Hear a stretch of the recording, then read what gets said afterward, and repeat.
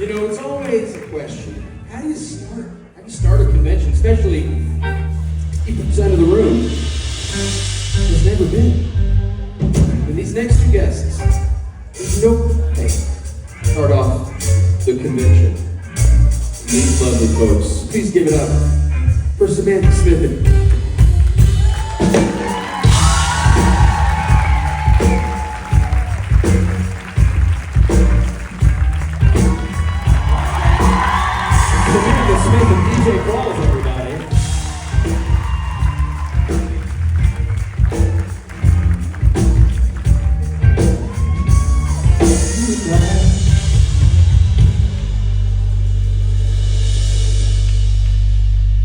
DJ, I didn't forget you. My mic turned off. I just want you to know that.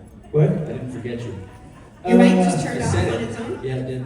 I was rushing. Like, I got here literally 2 seconds before we walked on stage. Couldn't tell it. I know, it's not my fault. DJ, I had a whole plan. I was going to introduce you as, he's so fashion, he's invisible.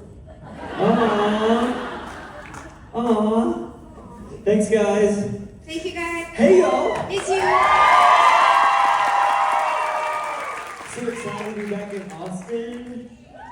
So Sam, I'm trying out some ADHD medication because I can't deny the truth.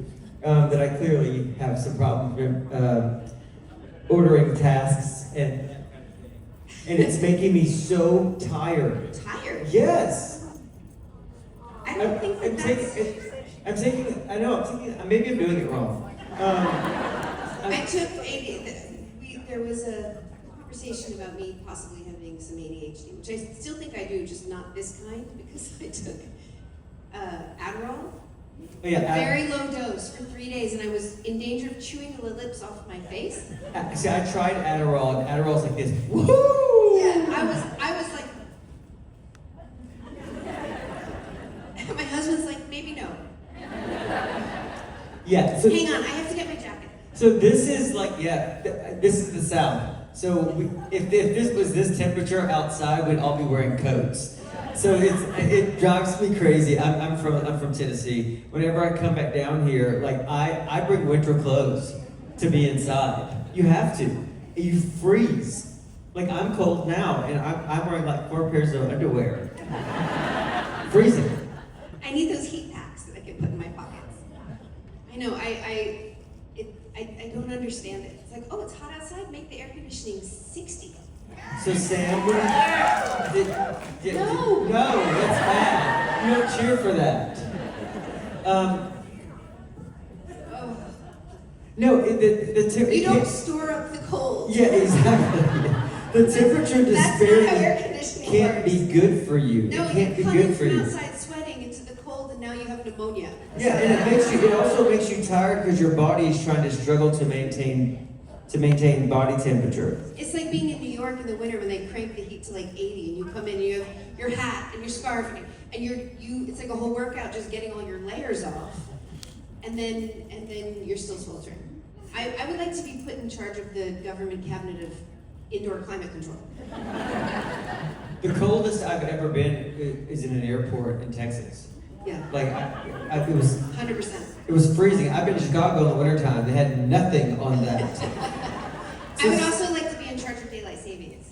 It should be done, right? I would eradicate it. We don't need it. It messes you up for like 2 You get months. jet lag and you didn't even get to go anywhere. Speaking of jet lag, how do you feel?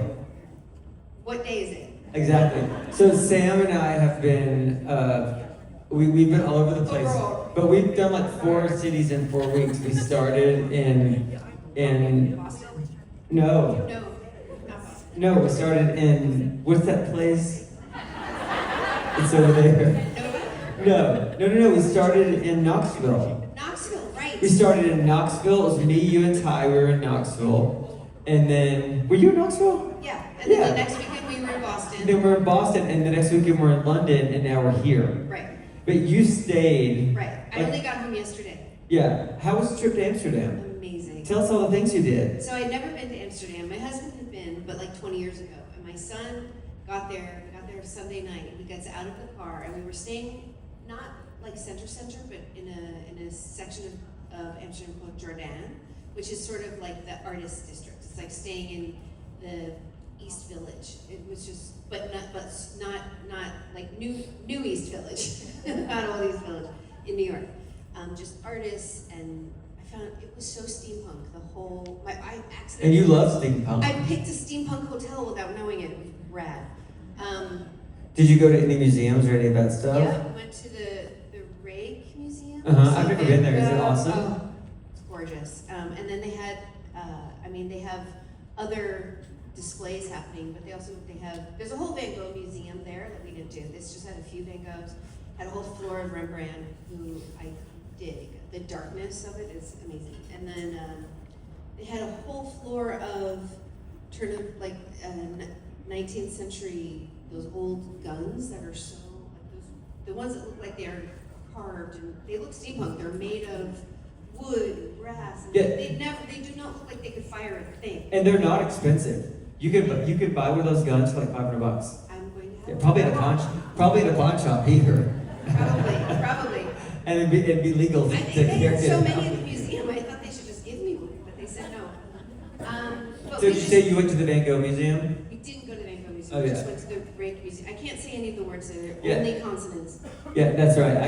I never know the names, but when you said I'm like, break, here. yeah, they're also 47 characters long. Right. They're Especially when you Germanic. go to Germany. If you're in Germany, they don't invent new words like for things. They just push shove it together. old words together. Like I think vacuum cleaner. Is there a German here? How do you say vacuum cleaner? What does it mean? Dirt sucker? Yeah. See? Wait, what's the word? Staubsauger. Dirt sucker. And what is it? What's grief bacon? Grief bacon is the term that you use for weight that you put on after you have a broken heart. Oh, I thought we meant grease bacon. I was like, there's a Grease word bacon. for that? So, We call it bacon grease. No, there's a word for it, I remember. Like, if you just say grief bacon, the two words together, what is that word? Kummerspeck. I think that's... What does that literally, mean? Grief bacon. Komoshbek. Grief bacon. Grief bacon. That was like the weight you gain after you go through a breakup. I don't know how to get back on this stage now. There used to be stairs. That's not safe. How am I gonna run out to the audience during karaoke? You're I the bet stage they did this to DJ, me. like this. Yeah. And then everybody does this. We didn't know. Do they do this to me on purpose so I can't run away? We're trapped. We're trapped. Trapped. I knew when I got here they put that ankle monitor bracelet on me. Mine is beeping. Mine is in this pouch. So the first time I ever went to Amsterdam, I was on a tour with my buddy, and he was getting into medical school, and so we decided that we would do 8 weeks in Europe, the old-fashioned way, no cell phones. It was awful. We had to spend so much time in internet cafes. And so we get there, and Jason is a very good-looking human being who takes a lot of time to get ready, or he did back then. And so I was down in the lobby, and this group of kids were down there who are like, my same age, and they're like, hey, do you want to smoke some weed? And I'm like, I'd never done that before. I'm like, sure, why not? So I smoked some weed. It reminded me of those stories that you hear that when people eat space cake and they want to go into a payphone and calling their parents and saying that they're in trouble. Like, that's everybody who I know who was in Amsterdam in the 90s had that same story. But I didn't eat space cake, so I just had like a couple of like wasp breaths of weed, like, to be cool. I was high as a kite. And we had planned to rent paddle boats and paddle boat around the canal high. And I was like 10 minutes into it, I'm like this, I've lost the will to live. It reminds me of when you go to Nashville, and Nashville's now, I'm from Nashville, and it's become the bachelorette capital of the United States. And and they have all those bars that you pedal around. And so you're exercising while you're drinking, which doesn't occur to anybody, but you can tell the moment when it starts occurring to people because everybody looks so pissed off. Like the first 5 minutes are like, oh my God, this is so fun. Is this fun? Oh my god. And then 10 minutes later, like, I'm gonna kill you. Yeah. So, I learned that weed is actually not legal in Amsterdam. What? Right? So, mushrooms used to be, you're not allowed to do that anymore. And I was like, do they not see the red light district? But no, so weed, apparently, they sell them through the back. So I was saying this in the VIP thing this morning. There's two very confusing things. One is they have cafes with a K where you can get coffee. And then they have coffee shops where you can get weed. How's coffee shop spelled? Like American coffee. Yeah, I think you can also get coffee there, but no food. But the other place is like a cafe, and they'll actually give you a croissant or something. So, but the coffee shops are not legal, so they buy it through the back door, and they're allowed to sell it. Not allowed to buy it. This is the most turning a blind eye thing I've ever heard in my life. But yeah, but you can buy it all day, and I think you have to smoke it outside. You can't smoke it in the cafe. That makes sense. Sure. Smoking weed inside is annoying. Well, also then I guess they're like, no, they didn't buy it here. I don't know, but it's literally like they're like, no, it's actually not legal here. I'm like, what? Until it became legal in California, Yeah. the laws were just like that too. Because They actually sell California strains in Amsterdam now. dude, I grew weed commercially for almost 7 years. Did you know this? I had a weed grow. I did. So. Every time I think of him, he's like, do you know? So listen, so here's what happened. So in California, when weed became legal, it became medically legal first. So you do, yeah. So you would go down to Venice Beach, find a guy who had dancing pot leaf. Yep, a dancing pot leaf. He would take you to Dr. Weed, and you tell the doctor you have back pain or insomnia, and you got a weed prescription. My microphone's not working anymore. Ew. Anyway, so you got a weed prescription, and so I've told this story a ton of times. I got so high, I thought I was Mary Pickford, the silent film star reincarnated. It scared the hell out of me, and realized I shouldn't smoke weed ever in my life. But anyway, my buddy, we were in Palm Springs, gooned out of our brains, and he swims over to me and did this. Hey bud, you know what we should do? And I did this. Start a business? And he went, no, go to the casino, but yes. And so he was a weed grower. And so the rules were that you were allowed to have 99 plants per person for every medical card that you had. So immediately we got 5,000 plants in a warehouse. And it was completely hydroponic. Most of weed growing is janitorial. You don't have a microphone? This convention sucks. So anyway, get away from your bad luck. So you, hang on. Women aren't allowed to talk here. What have you started?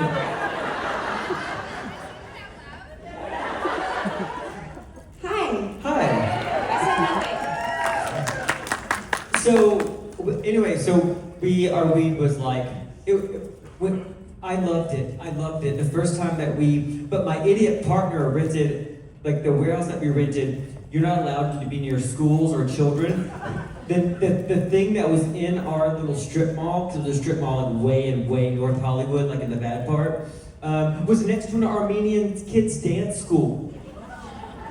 Wait, you had an actual storefront? Yeah, no. Yes, our storefront was a gym because he was a personal trainer, but nobody ever went in there.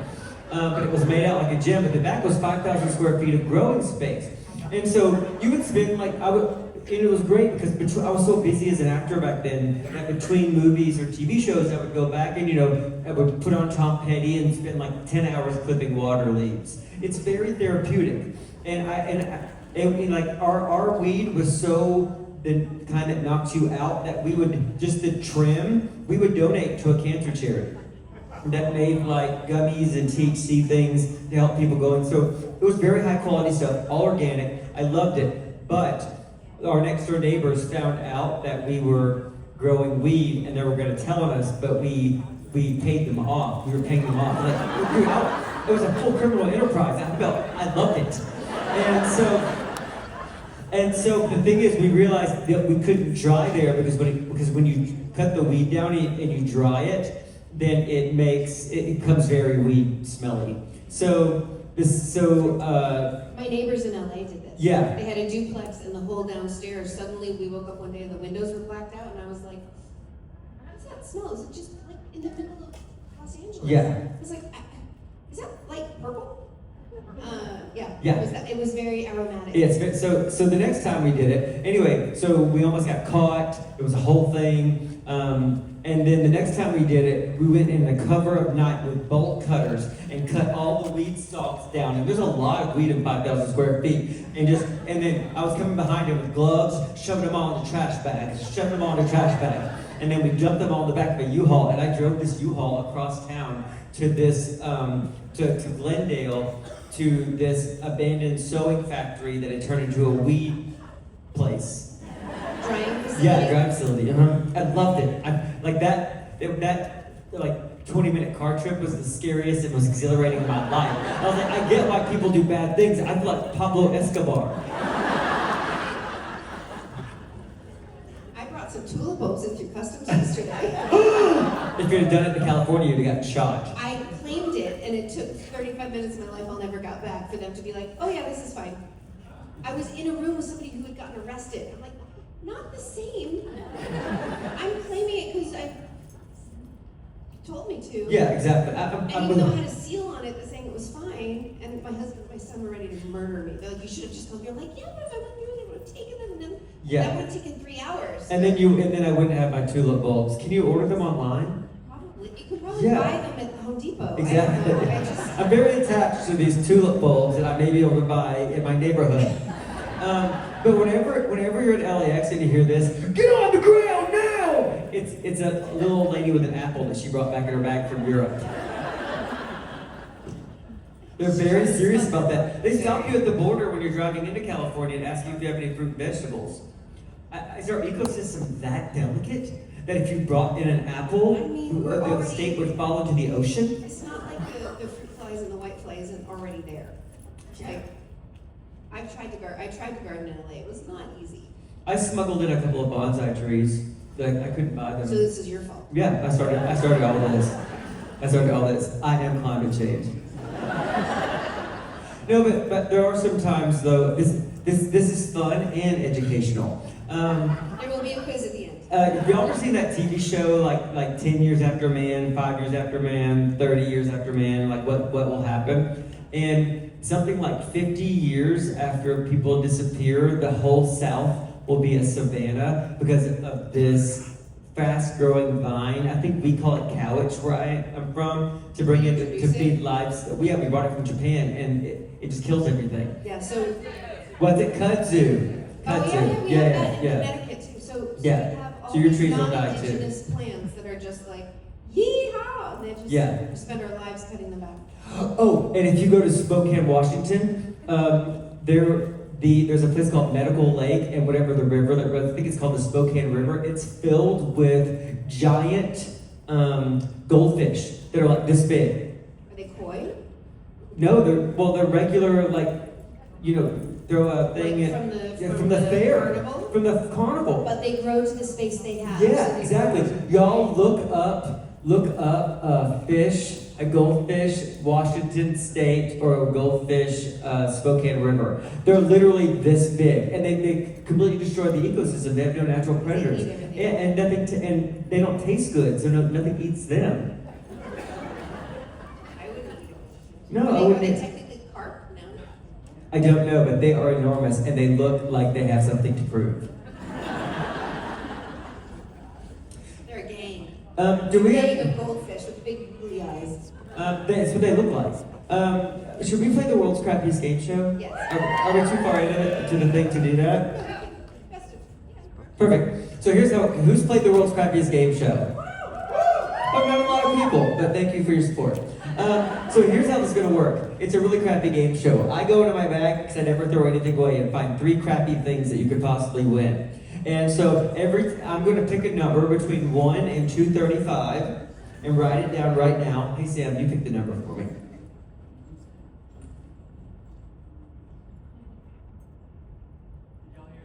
Y'all hear that? Yeah, they heard it. Why don't you write it down? 171. Okay, perfect. No one will ever guess that. Okay, so you guys line up at these microphones, and every time you ask us something or engage us, we're at our most vulnerable because we're jet lagged, so we'll probably tell you the truth about some stuff. You give me your name and a guess at the number, and you could possibly win. I went through a Is it the closest without going over, or can you actually be over and still be No, closest? yeah, I think closest without going over is just not nice. I think if it's 4 and you guess 5 and somebody else guessed 1, the 5 should win. I agree. I'm a man of fairness. Proximity. Okay, so you don't want that. Okay, so this is a pencil eraser that's shaped like a taco. But it's shaped like a taco with a face. Here is a pin. And it inexplicably has rabbit teeth. Yeah, and here's a pin that says Silly Goose, and it's shaped like a sheriff's badge and a goose on it. And then let's see what else is in here. Y'all want a handful of Ritalin? You got some- Hold on a second. I want that. Here's some Flonase, you can't have that. Let's see, what's that? Oh look, it's a little zombie, a finger zombie. Isn't that cute? I actually could probably sign that. Nothing else is really signable, but if you want, I think this is the best thing that I've maybe ever given away in the world. His Shittiest game finger's show. signed? Yeah. Is he a zombie or something? No, he's a zombie. Oh, never mind. Frankenstein has a flathead, doesn't he? Yes. Yeah, he's a zombie. And bolts. Yeah. Okay, anyway, so if you want to win any of these fabulous prizes, I suggest you line up now. So here's... Everyone, how many people now want I know. So watch this. Ooh, welcome. Okay, Inka Binka, bottle of ink, the cork fell off and you stink. Hi. Hi, I'm DJ Coles. Welcome to the world's crappiest game show. What's your guess? What's your name and what's your guess? This is the worst convention I've ever been to. Hello, Sam and DJ. Hello. Hi, my name is Katie. Hi, Hey, Katie. I was wondering if you two would watch Lisa Frankenstein with me. You know what you're asking me. I don't like it. I don't know what that is. It Lisa is- Frankenstein?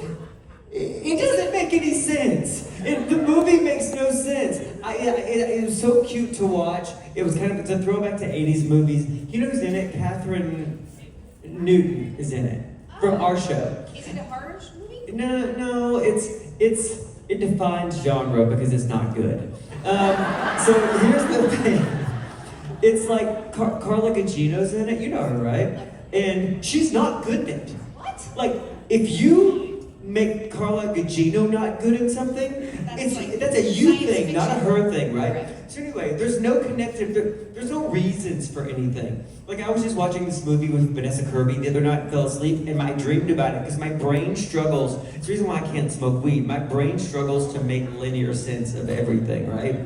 And so, like, that movie was about, she had $25,000, she had one night to get $25,000 to save her ability to buy a house for her and her special needs brother and her alcoholic mom, and her mom spent the money on a Mazda to sort of roadblock her.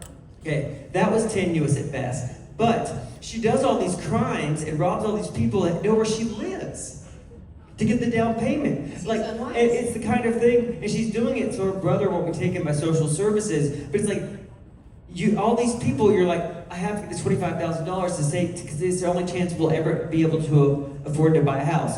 And they're like, oh, that crappy house in Kenton, they'd all been there. So they were gonna come and kill her the next day anyway. Do you understand what I mean? I don't like this movie. That is Lisa Frankenstein without that plot. It's like, there's no connective tissue. Nothing means anything. It's an hour and a half long Instagram scroll with the same people. It's like if you went onto somebody's page and you see Unrelated a things. random assemblage of things. That's what it was like, and you know I'm telling the truth. You love it, right? I do. I love it so much. Also, you're selling that movie completely completely wrong. That is not the plot of Lisa Frankenstein. I don't know what movie you're No. I was telling you about another movie. Saying that plot was equally Yeah. incomprehensible. And I went to sleep. And dreamed about it. But sometimes, do you do this as an actor? When you go to sleep and you've seen a movie, sometimes you're a character in it and sometimes you're an actor in it. I do this all the time. So she was in a standoff, and I was around the corner as an actor, waiting to go in and say my line. And I've been watching a lot of EastEnders lately. I've seen 47 episodes in a row, like I said. Did you talk like this? No, but I didn't do that. But somebody said that snitches get stitches because they've been saying this on EastEnders so much lately. And then I turned around, and this was my line in the movie. And bitches get conditions. Let's go. That was my line in the movie. And then I woke up laughing. Snitches get stitches and bitches get conditions. Well, now I think you need to write a movie with that in it. And then let me tell you, and that was better than Lisa Frankenstein. Woo! We're all gonna live forever. What's your guess at the number? 128. 128. We will never speak of this again. Hi. What's your name? And what's your number? I am Amy, and my number is 119. Hey, Amy, 119. What's up? I have been binge watching all the shows that I missed while I was raising 5 children. So, I have Everything since 1995. Yeah, right, exactly. Or 2005. Yeah. However, I can't Yeah, see. 95 so is good. You could be 20. I can't tell. So my first question for both of you is, do you binge and have you binged anything lately? But I have to know from you, Sam, what I just watched the episode of The Mentalist that you were in, and I was so curious about Simon, and I just wondered what he was like. Tell the truth. He was very reserved, very professional, very kind. I think that when you are the singular lead on any TV show, you reserve every bit of your energy because you're in every scene practically. And I also think he's an artist. Like, I think he's got a sensitivity to him, so I think he's a little shy. But he was lovely, lovely, lovely. I'll have you all know I survived on that show, which is rare. My husband did not. I think he got run over by a van. Yeah. And I'll just tell you guys, don't tell anyone. Part of the thing was somebody drove like a van into a gallery we owned, I think, and stole a portrait of me. And they made this big deal about this portrait that they were going to paint. And the producers were so sweet. They're like, we're going to let you have it at the end. And I was like, oh, that's so nice. And I got on set and I saw the portrait and I was like, are they mad at me? Did it look like a Picasso? No. It looked like somebody had maybe been on LSD when they painted it. Like it had melted a little. And I was like, that's so mean. So I accidentally left it when I finished the show. They're like, we can do a print, whatever. Yay. I'm gonna let's make it a mission to find that painting. Oh. It's gonna show up at your new house. Oh my God, in like 8 by 10 feet. No, Was it that big? lovely. Was it giant? It was like, no, it was like, not small. That's big. Yeah. I was like, I have so many pictures you could have just like painterized or something. But Yeah. No. But I had to be nice because my dead husband had commissioned it, I guess. What a great thing that my dead husband did as his last act as an alive person. Letting me get rid of this thing because he's no longer alive. Yeah. No, so it was a great experience. I loved it. As far as binging, I am on my 3rd watch of Vikings. I'm almost done. I can't do that. I can't rewatch something like many times. There are whole storylines I have forgotten. I know. The person will come, I'm like, oh, I didn't remember he was in this. Because also I watch it kind of like while I'm doing other things, like knitting or painting my nails. All right. Falling asleep. And so I may miss half an episode. But I have a weird thing. So yesterday on the plane, I was trying to sleep and I put on John Wick 4. Because for some reason, the more shooty and violent the faster it puts me to sleep. Really? Like, oh, look at that sword in the. I don't know why. I don't know why. Maybe it's the music and all like the noises or whatever. I don't have to listen to people like. Yeah, it becomes white noise at some point. Mm-hmm. It does give me weird dreams sometimes. What'd you say? It does give me weird dreams sometimes. Yeah. Bitches get conditioned. Yes. The Vikings run around with knishes on the end of their Viking swords. I only binge, so I never watch things as they come out. Like, I'm impatient.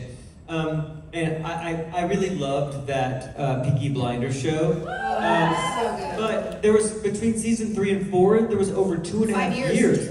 And so, and with no recap. And I tried to watch the 3rd season or the 4th season or whenever it was. And I was like, I don't know any of these people. No, we had to start over. And again, it's I'm not amazing doing how that. much you don't remember. Yeah. Like, you'll watch a 2-hour movie and you'll remember a lot of it 10 years later. A series, I think, because there's so much content. Yeah. I know a lot of you have watched Supernatural more than one time. Do you discover new things each time? Because it's too much. You can't remember 23 hours of content. That's right. You remember like the highlights. Especially when you are moments. binging it too, and you have Yeah. life going on, and if you watch TV like I do, it's like this. Oh, what was $1 worth in 1812? Oh, the average price of a house was $37. Was this an actual? Yeah. Is this an actual historical character? Yeah. Or was this made up? Is he? Oh no, he's Yeah. a hybrid of different people. I'm like, oh, who's that? And I'm like, what'd they say? Like, that's it. Yeah. Well, but you're binging on the ongoing. You're binging EastEnders. Oh yeah, I literally, see, I will get like about 100 episodes down, and then that's all I'll watch. And then my comfort show is something called Antiques Road Trip, and it's a British TV show, and it streams. It has its own channel on Amazon, so they just stream it, and it's been on for 28 seasons. And each block is broken up into 5 episodes, and they give 2 antiques dealers or buyers or valuators, experts, 200 pounds, and they travel around the UK, and they have to buy things with their 200 pounds, and they put them in an auction. And the goal is to every time raise your money to where the last episode you have like 1,000 pounds or something, and then all the profits go to children in need, which is a charity there. But it's if you like antiques or if you like learning, like it's just so cool because Jared and I were talking about this in London. I'm very object based. If you put something in my hand, I'm like, oh, I want to know all about this and what was life like during that time and how much was a pound in 1891 and all that stuff. Yeah. Did we answer your question? I feel like we did. I'm proud of us. Thank you. Bye. Hi. Hi, DJ. Hi, Sam. Do you want me to guess first or question? Yeah. Name first. My name's Cass. Hi, Kat. Okay, 142. I don't remember what it was. It's probably best that I don't know. Right. What's your question or comment? So, Austin Karaoke is always pretty wild. It was last year. What Austin Karaoke? Yes. Yes. It's gonna be awesome. Yes, so what are the top 3 songs each of you want to hear tonight? Oh. And Carry On cannot count. That's so here's the thing. So I always open with the song, and it's boy band. It's boy band themed for the costumes, but you don't have to request a boy band song. You're not beholden to that. But I usually open with a song that has something to do with the theme, or try something to do with the theme. But I'm not gonna pick like Backstreet Boys or any of the mainstream ones. I think it robs people of their Just song saying, the choice. Jackson 5 was the original boy band. But also, I think I can get away with this.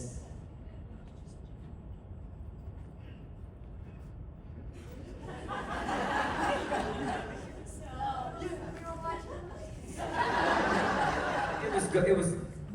I don't know how to talk in a microphone in my head. So, I think I know it well enough, but there's a rap in the middle of it, so it could go totally sideways on me. Or I could just open with Pink Pony Club. Matt's here. Maybe Oh, yeah. Should I open with... Should I tell them what the song is? Or should I make it a surprise? You tell me. Make the decision, please. surprise. Okay, it's gonna be a surprise. Would you rather me do... or Pink Pony Club? But you don't know what the other choice is. Somebody pick Pink Pony Club, and you'll get to do both. Okay, but I'm opening with Pink Pony Club in Chicago because the theme is pretty in pink. Right. So no. So do the other one today. Okay. I always want anything pre like 1995. So Bon Jovi, Pearl Jam, Yeah. old country. I like some of the new country too. Like Def Leppard. Oh, Def Leppard is always a good choice. Always fun. I like Journey, but I like the bangers. Yeah. I think the only. Or disco. I think the only slow song that would be acceptable is probably like "Creep" by Radiohead. That would probably be. Which is slow, but it still has a Yeah, "Darling Nikki" by Prince, but it's filthy. There are a few slow songs you can probably get away with. Oh, I'd love to open with "Darling Nikki" actually. beat. Some of the country, like I like some old Garth Brooks or whatever, but Oh. fun ones. Our lives are better left to Or- chance. Or the Couldn't Friends miss in Low the Places is pain. slow. I also am a big fan of Big and Rich. I dare somebody to come out and sing "Ain't Going Down Till the Sun Comes Up." That song is so fast. Put it, ain't going down till the sun comes up. Ain't giving in till we get enough. But it's so Somebody say fast. But it's the lyrics are. Do you know the lyrics like that? That's Liz if she has it. Okay. Put it down. The choices are you want something you know and love, but you want something that a lot of people will know so they can be engaged with you and keep the energy up and dance. And it doesn't mean everything has to be like, oh, but it's nice to have, like, just keep the spirit going. Yeah, I mean there are a lot of songs that everybody knows was it Weston Girls by Pet Shop Boys? That's a hard karaoke song. Yes. Yeah, but I do love the song. Sometimes and better Imagine off Dragons. dead. Oh, Imagine Some Dragons. Imagine Dragons are good, yeah. Mumford and Sons not good for karaoke. What is? Mumford and Sons. No. It's not good. It has to be kind of upbeat and everybody knows it. Yeah. Not some obscure stuff. Did we answer that question? What are we talking I about? think we over-answered that question. Oh yeah, woohoo! Okay, so "Ain't Going Down Till the Sun Comes Up." I'd like to hear. I'm feeling country. I always like "Chicken Fried" is a good one because it's easy to sing. And what is it? Watermelon sugar is... Watermelon. Oh, I thought you said- Watermelon sugar is hard to say. Watermelon sugar is hard, and it's also. Don't know what watermelon sugar is about. It's naughty. I did not know what it was about until one day I was For like, public consumption. oh, It's a little... it's a little bit naughty. Yeah. Oh, but my favorite karaoke song of all times is it's a Poison song, "Talk Dirty to Me." It's such a fun song to sing. I've seen Poison in concert 5 times, and you can't shame me about it. I don't care what you think. I love them.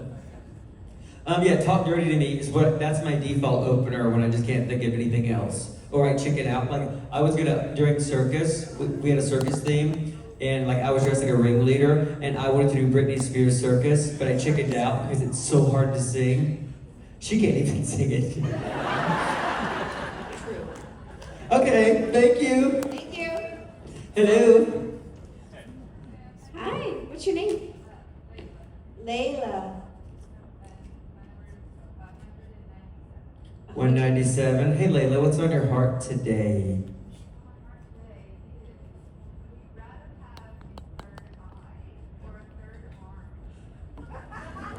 Were you told to do this? Because everybody who's in my podcast community knows that the things that make my head explode are would you rathers. Yeah, I have a very hard time with them. Tell me what it is again. A third eye or a third arm. So a third eye is really more philosophical, right? Or an actual third eye. Or does the third eye Could the have, eye be anywhere? Could the arm be anywhere? But let's not get dirty with it.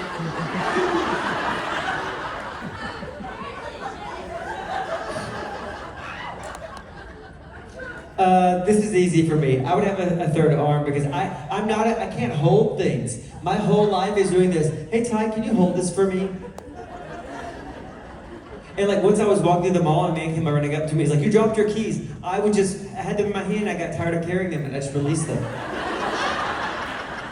So a third arm for me. What about for you? Well, if the third eye could like see better than the two I already have, that would be great. And I'd have to stop. I wouldn't have to do this anymore. And I feel like a third arm would be great, but that means I would just schlep more crap. So I would rather make my husband do it. So I'd go with an eye. So thank you for playing the world's shittiest game show, guys. Thank you for joining us for our panel. The number was 86 and the winner was Amy at 119. Congratulations, Amy.